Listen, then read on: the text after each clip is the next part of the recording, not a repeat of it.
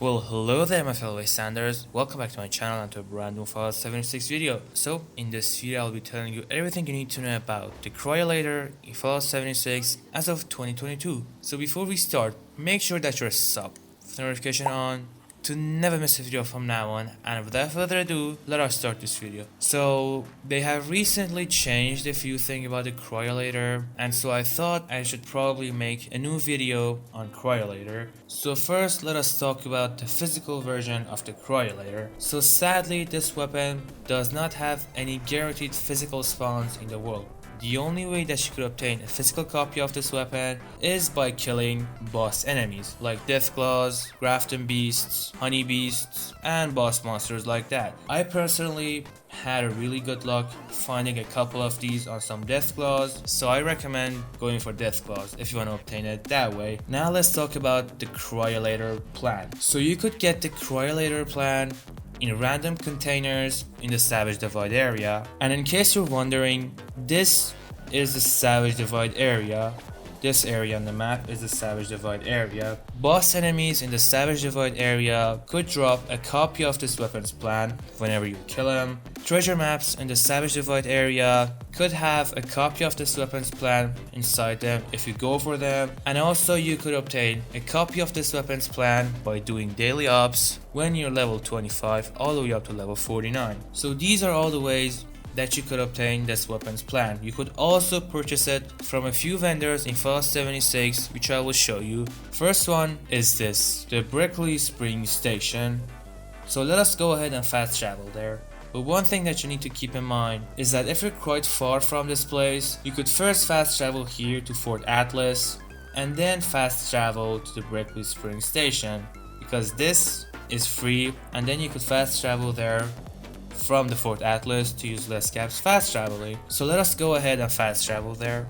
And when we fast travel, the game will spawn us here. So obviously in this station, let us go ahead and talk to the vendor bot to see if he has a copy of this weapon's plan. As you could see, he does. That's a decent amount of caps. You could farm for 2 days and just purchase a plan that way. Now if you really need one and you just don't have the time or the resources to go for this plan, you could join my Discord server, link in description, text me there and I could craft one and give it to you for free. So after that, the vendor bot here in the Vitoka Station also sells a copy of this weapon's plan, so let me show you.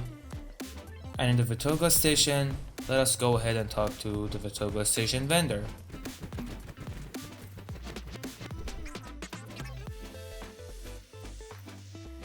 As you could see, he's also selling a Cryolator plan. Beside these two vendors, there are 3 more vendors that sell this weapon's plan. The other 2 are in the Whitespring Resort, so let me show you. So when you fast travel, the game will spawn us here. So let us go ahead and enter the Whitespring Resort. And when you enter the resort, you want to follow where I'm going. You want to go down the stairs this way, and you still want to keep on following where I'm going. Keep on coming. And here, the Free State vendor. The Free State vendor, as you could see, is selling a Cryolator plan. Now the next vendor that sells a copy of this weapon's plan is here, the shopping mall. Whenever you enter the shopping mall, here, the shopping mall vendor, as you could see, he also sells a Cryolator plan. Now besides all of these vendors, there is one more vendor that sells this weapons plan, and that is Graham. Graham is a traveling merchant. He has almost no guaranteed spawns in the world. He could be anywhere on the map, and so chasing Graham for a copy of this weapon is extremely time consuming, and it is just not worth it. Chasing Graham for anything isn't worth it. I've been playing for 3 years, and I think I've only seen him like twice, maybe all of this time. So that was all the ways that you could obtain this weapon's plan. So now let's talk about this weapon's mods.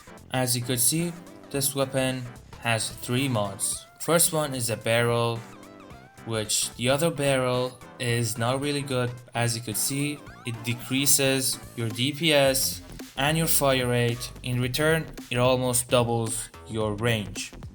So this is good for like a sniper build kind of thing, but generally this is a really bad mod. Again, unless you're going for like a sniper build, just don't go for this. Next one is the recoil compensating stock. As you could see, this slightly increases your accuracy, which is kinda good. Again, as the name says, it kinda decreases your recoil. No point in not going for it, I guess, if you have it. And the third one is the glow sight. This increases your accuracy by 1 point, so no point in not going for it, I guess. And all three of the Cryolator mods are extremely easy to obtain. They don't have any physical spawns in the world. They're all loose mods. You could get them by scrapping a few Cryolators. They're extremely easy to find. Just craft a few Cryolators and you could easily obtain these mods. So now let me tell you a few changes that they made to this weapon. So back in the day, this weapon could spawn as an explosive Cryolator, which did more damage.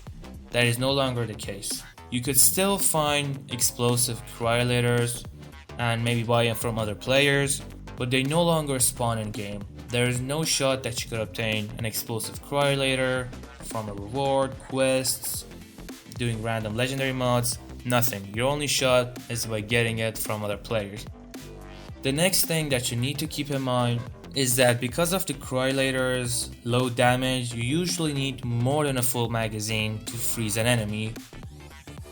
A normal magazine is 25 rounds. You could get a quad Cryolator which has a 4 times bigger magazine, 100 round magazines. I think that one will freeze enemies with one magazine, but the normal Cryolator requires more than 25 rounds to freeze any enemies. These are the two main things that you need to keep in mind if you're going for this weapon. This is not the meta. It's only good if you're planning on using it in a group or in your custom world, just messing around with it. It's an extremely fun weapon, but it's nowhere close to the meta. So yeah guys, that'll be it for this video. Again, if you need a copy of this weapon or the plan for it, I probably have a few of them in my stash. Go ahead, text me my Discord server and I could craft one or give them to you for free. Again, thanks for watching guys. If you enjoyed today's video, don't forget to leave a like and subscribe for more content, and I will catch you on our next video. Take care.